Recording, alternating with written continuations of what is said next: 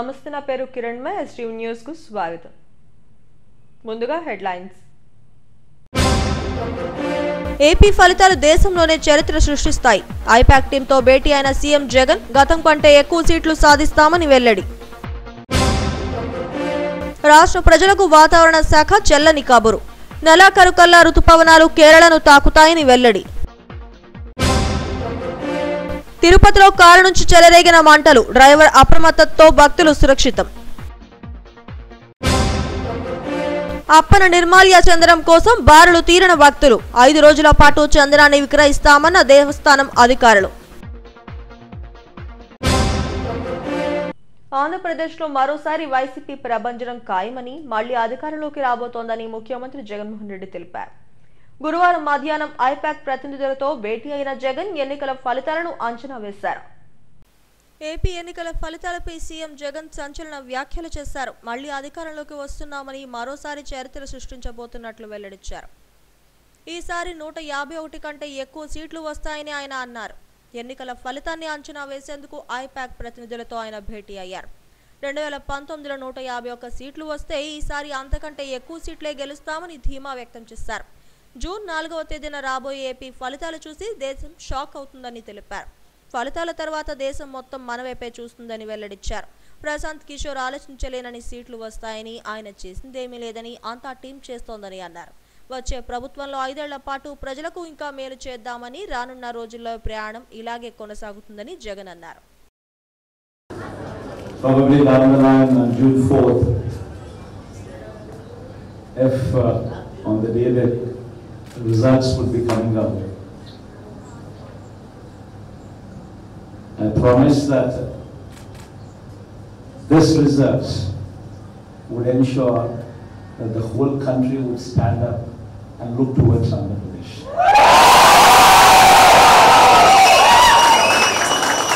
In fact,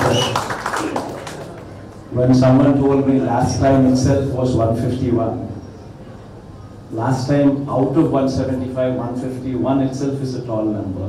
22 out of 25 itself is a tall number. This time, we're going to beat that record.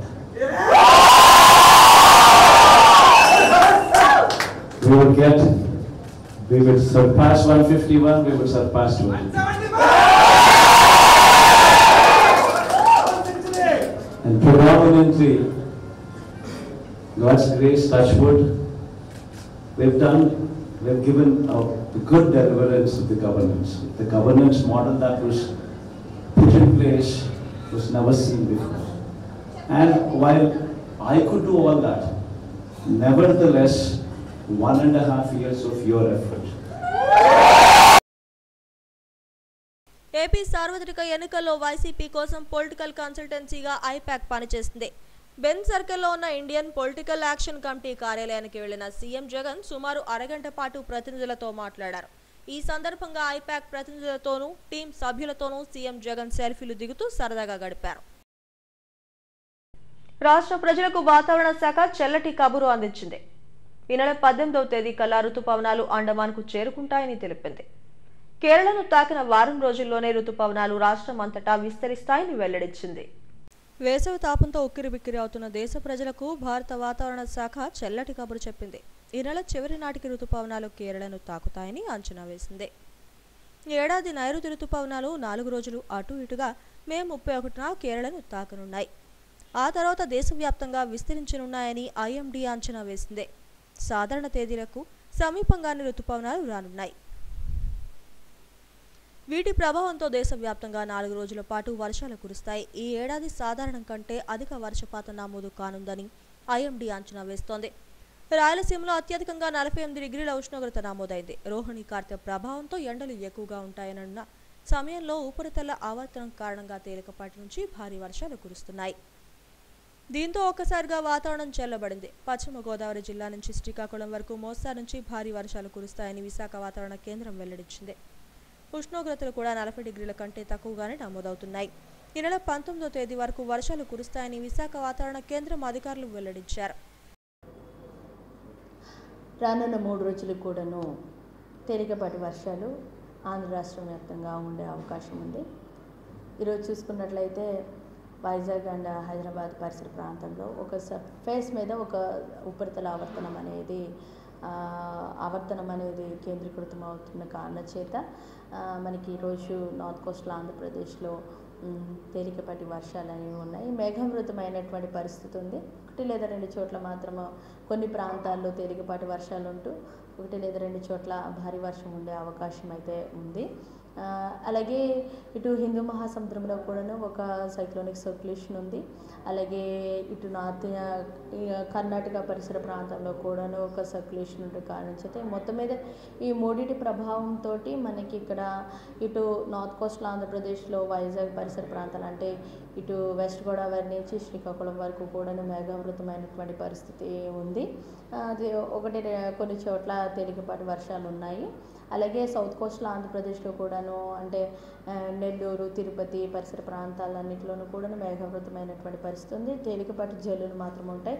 Even ఇవాళ కొంత ప్రాంతంలో రాయలసీమలో కూడాను cloudy weather అనేది ఉంది. మొత్తం మీద ఈరోజు మొత్తం ఆంధ్ర రాష్ట్రం మీద అంతా కూడాను ఈ క్లౌడీ వెదర్ ఉండడం చేత ఈరోజు అయితే టెంపరేచర్స్ కొంచెం తగ్గే అవకాశం అయితే కనబడుతూ ఉంది. లాస్ట్ 2-3 డేస్ నుంచి కూడాను టెంపరేచర్స్ కొంచెం తక్కువే ఉన్నాయి. మన నార్త్ కోస్టల్ ఆంధ్రప్రదేశ్లో కానీ సౌత్ కోస్టల్ ఆంధ్రప్రదేశ్లో కానీ less than 40 degrees temperature record అయ్యింది. ఈరోజు ఇంకా తగ్గే అవకాశం కూడా కనబడుతూ ఉంది. ఇటు రాయలసీమలో కూడాను నిన్న అత్యధికంగా 40 degrees టెంపరేచర్ కర్నూలు ప్రాంతంలో రికార్డ్ అయ్యింది. బట్ ఈరోజు ఇక ఈవెన్ ఈ రాయలసీమలో కూడాను టెంపరేచర్స్ కొద్దిగా తగ్గి మరి 3 రోజులు కూడాను ఇలాంటి క్లౌడీ వెదర్ కానీ తేలికపాటి వర్షాలు కానీ మరి 3 రోజులు కొనసాగే అవకాశం ఉంది. ఈ 2 రోజులు మాత్రం 1 లేదా 2 చోట్ల భారీ వర్షం అంటే ఈరోజు అలాగే 17th వరకు కూడాను 1 లేదా 2 చోట్ల భారీ వర్షం అనేది ఉండే అవకాశం అయితే ఉంది. సో ఆఫ్టర్ దట్ 19th వరకు కూడాను కొంచెం టెంపరేచర్స్ క్రమంగా ఉంటాయి. ఆఫ్టర్ దట్ 20th నుంచి కొంచెం టెంపరేచర్స్ మళ్ళా పెరిగే అవకాశం కూడా కనబడుతూ ఉంది. ఇది ప్రస్తుతమైనటువంటి వాతావరణ సమాచారం. అంటే ఇప్పుడు ఋతుపవనాలు ఈ నెల 19వ తారీఖుకి అండమాన్ సముద్రం మీదుగా వచ్చే అవకాశం అయితే ఉంది. ఇప్పటికే వెల్లడించడం జరిగింది. అన్ని ఫేవరబుల్గా ఉంటే కేరళకి తగిన కొద్ది రోజుల్లోనే అంటే వారం రోజుల్లోనే ఆర్ లెస్ దాన్ 1 వీక్లోనే మనకు కూడా ఈ యొక్క ఋతుపవనాలు వచ్చే అవకాశం ఉంది. అన్ని ప్రొవైడెడ్ ఏంటంటే ఫేవరబుల్గా ఉన్నప్పుడు మాత్రమే. సాధారణంగా మే 15 నుంచి నెలాఖరు వరకు రోహిణి కార్తె ప్రభావంతో మండుటెండలతో జనం అల్లాడిపోయేవారు. అయితే తాజాగా కురుస్తున్న తేలికపాటి వర్షాలు, జల్లులు కారణంగా జనం ఉపశమనం పొందారు. తిరుమతి అలిపిరి వద్ద ఒక కారులో మంటలు చెలరేగాయి. షార్ట్ సర్క్యూటే కారణంగా తెలుస్తోందని ఒక్కసారిగా కారులోంచి మంటలు ఎగిసిపడ్డాయి. క్షణాల్లోనే కారంతా మంటలు వ్యాపించి పూర్తిగా దగ్ధమైపోయింది. డ్రైవర్ అప్రమత్తం కావడంతో కారులో ఉన్న వారందరినీ బయటకు రప్పించడంతో పెను ప్రమాదం తప్పినట్లయితే. తిరుమల నుంచి తిరుపతికి తిరుగు ప్రయాణంలో ఈ ఘటన చోటు చేసుకుంది. కారు దగ్ధమైన వెంటనే ఫైర్ సిబ్బంది అక్కడికి చేరుకుని మంటలను అదుపు చేశారు. గురువారం ఉదయం 11 గంటల సమయంలో ఈ ప్రమాదం చోటు చేసుకుంది. ప్రమాదానికి గల కారణాలపై పోలీసులు ఆరా తీస్తున్నారు.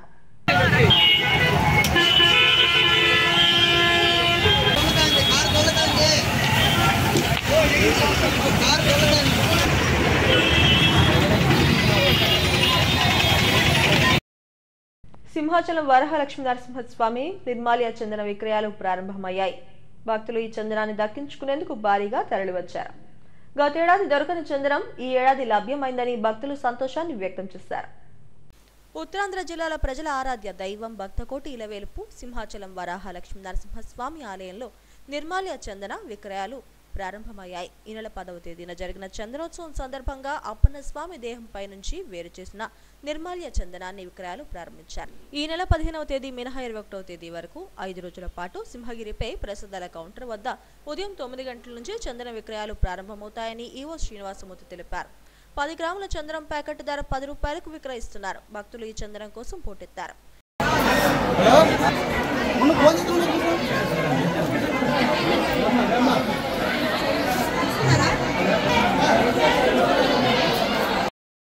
గతేడాది నిర్మాల్య చందనం దొరక్క పలువురు భక్తులు ఆందోళన చెందారు. ఈ ఏడాది ముందుగానే ప్రకటించడం వల్ల సుదూర ప్రాంతాల నుంచి ఇక్కడికి చేరుకున్నామని పశ్చిమ గోదావరి జిల్లా పాలకొల్లుకు చెందిన భక్తురాలు సంతోషం వ్యక్తం చేశారు.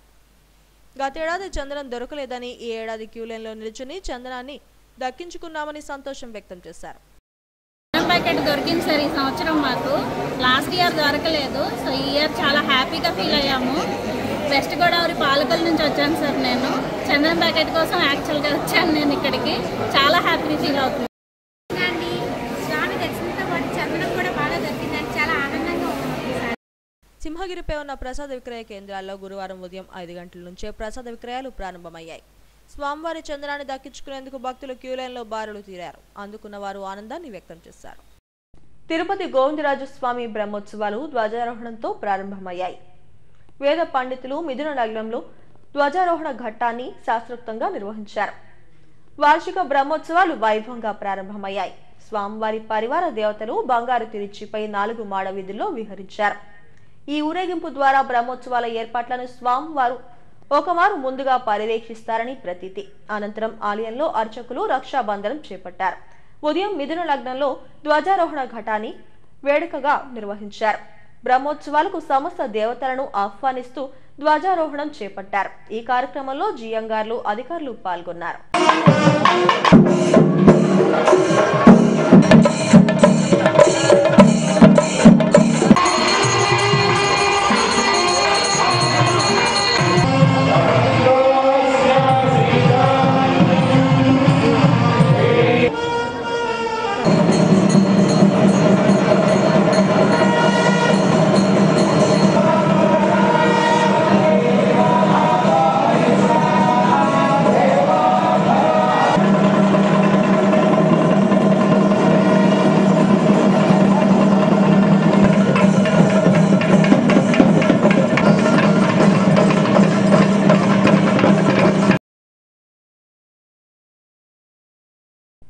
ఇబ్రహీంపట్నం ఫెరీలో హైటెన్షన్ నెలకొంది. ఇసుక దిబ్బలు తగిలి నది మధ్యలో లాంచీ ఇరుక్కుపోయింది. ఈ లాంచీలో రాజకీయ పార్టీ నేతలకు చెందిన బంధువులు ఉన్నట్లు సమాచారం. పోలీసులు రంగప్రవేశం చేసి వేరే బోట్లు ప్రయాణికులందరినీ క్షేమంగా ఒడ్డుకు చేర్చారు.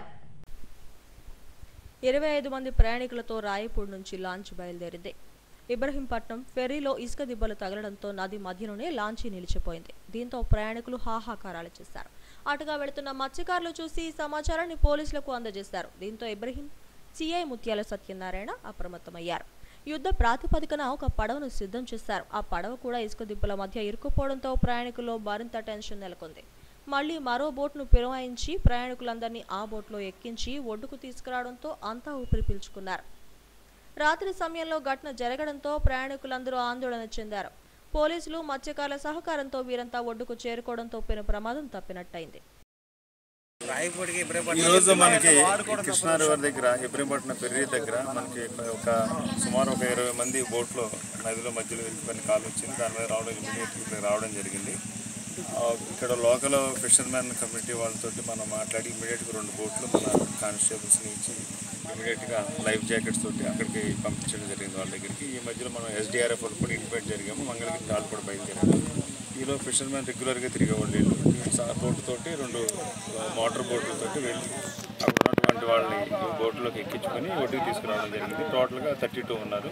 అందరూ సేఫ్గానే ఉన్నారు. ఒక 1 అవర్ వరకు వాళ్ళు అందులో వెయిట్ చేశారు. సార్ పడవలో ప్రయాణిస్తున్న ప్రయాణికులు ఎవరైనా మీకు ఫోన్ చేశారని చెబుతున్నారు. మీకు చేశారండి డైరెక్ట్గా? నాకు చేశాడు ఫోన్ చేసి. మీరు వెంటనే స్పందించి మనం ఇక్కడ లోకల్ ఫిషర్మెన్ వాళ్ళ సపోర్ట్ 2 మోటార్ బోట్లు మన స్టాఫ్ నుంచి పంపించడం జరిగింది. అది ఇసుక మ్యాట్ ఎక్కువ ఉంది, వాటర్ లెవెల్ తగ్గింది, ఇసుక మ్యాట్ ఎక్కువ ఉండడం వల్ల ఇసుక తగిలి ఆగిందని అన్నారు. అది ఇంకా పూర్తి స్థాయిలో వెరిఫై చేయాలి. ఇంకో లాంచీ కూడా ఆగిందని చెప్పి అన్నారు. అది వాళ్ళకి తీసుకుని ఇంకో లాంచ్ వెళ్ళింది. అది కూడా ఈ ఇసుక మ్యాట్ ఎక్కువడం వల్ల అది కూడా ఆగిపోయింది. అందుకని మనం వేరే సపరేట్ మోటార్ బోట్ని పంపించాం. లాంచీ ఇసుక దిబ్బను ఢీకొట్టిన ఘటనలో ఎవరికి ఎలాంటి ప్రమాదం జరగలేదని పోలీసులు చెప్పారు. అయితే ఈ లాంచీ ప్రయాణికులపై పోలీసులు ఆరా తీస్తున్నారు. పోలింగ్ పర్సెంటేజ్ పెరగడం ప్రభుత్వ వ్యతిరేకతకు నిదర్శనమనే అభిప్రాయం తప్పని మంత్రి గుడివాడ అమర్నాథ్ అన్నారు. అభివృద్ధి సంక్షేమం కొనసాగాలని ఏపీలో ఓటర్లు పోటెత్తారని ఆయన తెలిపారు. విశాఖలో వైసీపీ కార్యాలయంలో నేతలు కార్యకర్తలకు ధన్యవాదాలు చెప్పే సమావేశంలో ఆయన మాట్లాడారు. ఎన్నికల్లో కష్టపడి పనిచేసిన వారందరికీ ధన్యవాదాలు తెలిపారు. గ్రామీణ ఓటర్లు వైసీపీ వైపు నిలబడ్డారని, అన్ని ప్రాంతాల్లో మహిళలు పెద్ద ఎత్తున ఓటింగ్లో పాల్గొన్నారని చెప్పారు. సీఎం జగన్తోనే తమకు న్యాయం జరుగుతుందని ప్రజలు ఆకాంక్షించారన్నారు. సంక్షేమం అభివృద్ధి ప్రజలు చూసి ఓటేసై పట్టం కట్టబోతున్నారని వెల్లడించారు. గతంలో కంటే వైసీపీ ఎక్కువ సీట్లు సాధిస్తుందని ధీమా వ్యక్తం చేశారు. ప్రజలు అండగా నిలబడటం వల్లే ఏపీలో వార్ వన్ సైడ్ కాబోతోందని జోచిన్ చెప్పారు. మళ్లీ జగనే ముఖ్యమంత్రి కాబోతున్నారని అన్నారు. ఫ్రస్ట్రేషన్లో ప్రతిపక్ష పార్టీలు దాడులకు దిగుతున్నాయని వెల్లడించారు. కూటమిలో ఉన్న పార్టీలను పట్టించుకోవాల్సిన అవసరం లేదన్నారు. షర్మిలకు డిపాజిట్ కూడా వస్తుందో రాదో చూసుకోవాలని అన్నారు. కొంతమంది వ్యక్తులు గానీ మాట్లాడుతూ ఉంటారు ప్రతిపక్షాలన్నీ కూడా.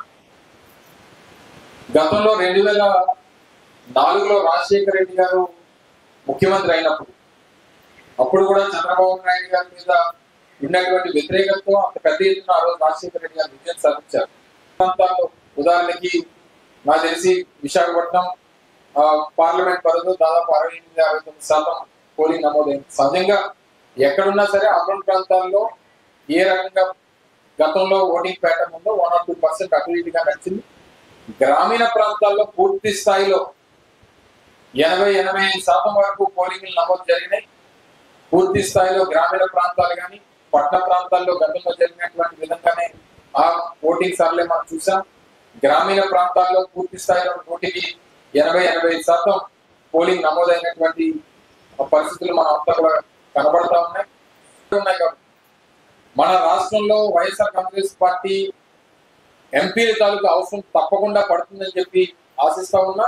పరిస్థితులు కూడా ఆ రకంగానే కేంద్రంలో కనబడతా ఉన్నాయి. ఏ పార్టీకి కూడా వన్ సైడెడ్ గా మెజారిటీ వచ్చేటువంటి పరిస్థితులు లేవనేటువంటిది మొదటి 4 విడతల్లో ఉన్నటువంటి రిపోర్ట్స్ బేస్ చేసుకొని మనకు కనబడతా ఉన్నాయి. కాబట్టి దేవుడి దయ వల్ల ఆ అవసరం కూడా మన అవసరం కూడా కేంద్రంలో ఏర్పడేటువంటి ప్రభుత్వానికి పడాలని, తద్వారా మన రాష్ట్రానికి ప్రయోజనాలు కలగాలనేటువంటిది కూడా పూర్తి స్థాయిలో ఆశిస్తా ఉన్నాం. సో ఇటొచ్చి రానటువంటి కాలంలో ఏ రకంగా పరిస్థితులు మెరుగైనటువంటి జీవనం రాష్ట్ర ప్రజానికానికి అందించాలి, ఏ రకంగా ప్రతిపక్షాలు ఈరోజు రాష్ట్రంలో ఉన్నటువంటి కూటమి పార్టీలు ఫ్రస్ట్రేషన్ తో ఏ రకమైనటువంటి గొడవలు సృష్టించాయో, రాష్ట్రంలో అనేక ప్రాంతాల్లో ఏ రకంగా ఇబ్బందులు పెట్టారో, ఏ రకంగా రెచ్చగొట్టారో, ఏ రకంగా ఇబ్బందులు పెట్టేటువంటి కార్యక్రమం చేశారో, ఏ రకంగా దాడులు చేశారో, ఇవన్నీ కూడా ప్రజలు గమనించారు. ఉత్తరాంధ్రలో ఉన్న టూరిస్టు బస్సు యజమానుల సమస్యలు పరిష్కారం కోసం అహర్నిశలు కృషి చేస్తున్నామని నూతన కార్యవర్గం వెల్లడించింది. ఎంవీపీ కాలనీలో నిర్వహించిన సర్వసభ్య సమావేశంలో అసోసియేషన్ నూతన కార్యవర్గం ఎన్నుకున్నారు. ఈ సందర్భంగా బస్సు యజమానులు మీడియాతో మాట్లాడారు. యజమానులు ఎదుర్కొంటున్న గ్రీన్ ట్యాక్స్, ఈ చలన, పార్కింగ్ వంటి సమస్యలపై తమ కార్యవర్గం పోరాడుతోందని నూతన అధ్యక్షుడు కృష్ణ చౌదరి తెలిపారు. 200 మందికి పైగా సభ్యులు ఉన్న తమ అసోసియేషన్లో సభ్యుల సంక్షేమానికి తాము కృషి చేస్తూనే వారందరికీ అందుబాటులో ఉంటామని కార్యదర్శి చిరంజీవి తెలిపారు. జీవీఎంసీ, పోలీస్, ఇన్సూరెన్స్లకు సంబంధించిన ప్రతి విషయంలోనూ తమ కార్యవర్గం ముందుంటోందని జాయింట్ ట్రెజరర్ రాజు తెలిపారు. అందరికీ ధన్యవాదాలు తెలుపుతున్నానండి. నా పరంగా ఈ 3 జిల్లాల్లో ఎటువంటి ఇబ్బంది వచ్చినా ప్రతి ఆపరేటర్కి, సింగిల్ ఆపరేటర్ నుంచి ఎన్ని బస్సులు ఉన్నా కానీ అందరు ఆపరేటర్లకి గవర్నమెంట్ పరంగా కానీ, పబ్లిక్ పరంగా కానీ, ప్రైవేట్ పరంగా కానీ ఏ ఆపద వచ్చినా ఏ టైం అయినా నాకు ఫోన్ చేస్తే నేను వచ్చి ముందుండి వాళ్ళ సమస్య పరిష్కరిస్తానని హామీ ఇస్తున్నానండి. వైస్ ప్రెసిడెంట్గా ఎన్నుకోవడం జరిగినది 2 years కాలంలో. నేను సభ్యులు ఎవరికైనా ఎటువంటి సమస్య ఉన్నా మాకు తెలియజేసిన వెంటనే నేను స్పందించి ఆ సమస్యకి కేఎంఈ జోగారావు అండి నా పేరు. సంపద వినాయక టూర్స్ అండ్ ట్రావెల్స్ ఓనర్ని. మేము ప్రస్తుత ఎజెండా మాకు రోడ్ ట్యాక్స్, గ్రీన్ ట్యాక్స్ వాటి మీద మాకు ఎక్కువ మా సభ్యులందరూ పోరాడాలని, మాకు కొత్తగా ఎన్నుకున్న ఉత్తరాంధ్ర సభ్యులందరికీ road tax, insurance, green tax దీని మీద మేము పోరాడడానికి మేము సిద్ధంగా ఉన్నాం. ప్రభుత్వం మీద మా కోరికలు అవి. ఈ Uttarandhra tourist bus owners association నూతన కార్యవర్గం ఎన్నికైందండి. ఈ కమిటీ ఏంటంటే రాబోయే రోజుల్లో ప్రతి చిన్న వనరుకు కూడా ఏ సమస్య వచ్చినా సరే ఆ సమస్యని ఈ కార్యవర్గం తీసుకుని ఇన్సూరెన్స్ విషయంలో కానివ్వండి, లేకపోతే ఈ ఆర్టీఓ విషయంలోని, పార్కింగ్స్ కానీ, ఈ మున్సిపల్ తోటి చాలా మాకు ఇబ్బందులు ఉన్నాయి పార్కింగ్లోని. ఆ పార్కింగ్ విషయంలోని ఆర్టీఓస్, పోలీసు వారు ప్రతి దగ్గర చలన రాస్తున్నారు, 1000 రూపాయలు చలన కొట్టేస్తున్నారు. టూరిజంకి మంచి ఇంపార్టెన్స్ ఇస్తున్నారు. ఈ ఇంపార్టెన్స్లో అరకు, శ్రీకాకుళం జిల్లా సూర్యనారాయణ టెంపుల్, శ్రీకోరనాథ టెంపుల్, విజయనగరంలో రామతీర్థాలు ఇవన్నీ ఉన్నాయి. టూరిజం స్పాట్ విశాఖపట్నంలో సెంటర్ పాయింట్. ఈ 13 జిల్లాల్లో అందమైన టౌన్ విశాఖపట్నం. ఈ విశాఖపట్నం అభివృద్ధి అవ్వాలంటే అందరూ రాజకీయ నాయకులందరూ సహకరించాలి. బస్ ఓనర్కి సహకరించి టూరిజం డెవలప్మెంట్ చేస్తే గవర్నమెంట్కి ఆదాయం వస్తుంది. హెడ్లైన్స్ మరోసారి. ఏపీ ఫలితాలు దేశంలోనే చరిత్ర సృష్టిస్తాయి. ఐపాక్ టీంతో భేటీ అయిన సీఎం జగన్ గతం కంటే ఎక్కువ సీట్లు సాధిస్తామని వెల్లడి. రాష్ట్ర ప్రజలకు వాతావరణ శాఖ చెల్లని కబురు. నెలాఖరు కల్లా రుతుపవనాలు కేరళను తాకుతాయని వెల్లడి. తిరుపతిలో కారు నుంచి చెలరేగిన మంటలు. డ్రైవర్ అప్రమత్తతో భక్తులు సురక్షితం. అప్పన నిర్మాల్య చందనం కోసం బారులు తీరిన భక్తులు. 5 రోజుల పాటు చందనాన్ని విక్రయిస్తామన్న దేవస్థానం అధికారులు. ఈ వార్త ఇంతటితో సమాప్తం. మరిన్ని వార్తా విశేషాల కోసం చూస్తూనే ఉండండి STV న్యూస్.